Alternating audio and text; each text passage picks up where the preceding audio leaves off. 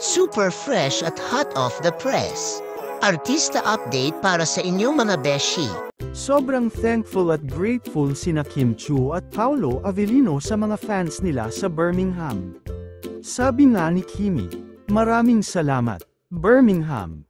Ang lamig ng panahon pero ang init ng pagtanggap nyo sa amin.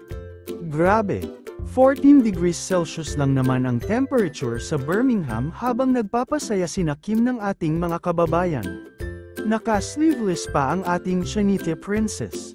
Talaga namang titiisin ni Kim at Paolo ang lamig makapagpasaya lang. Kaya naman, maraming nagmamahal sa dalawang ito."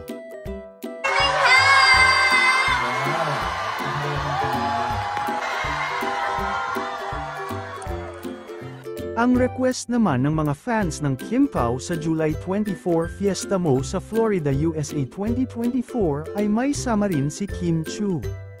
Sa kasalukuyan, si Paolo Avellino lang ang mapapanood sa OHP Event Center. Kaya naman, ang request namin ay para mabuo ang Kim Pao.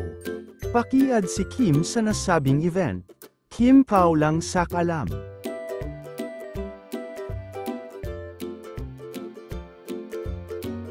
Pwedeng aabangan ng mga Kim Pao fans sa Wala pa kaming films, TV shows lang. Opo. Pero meron upcoming.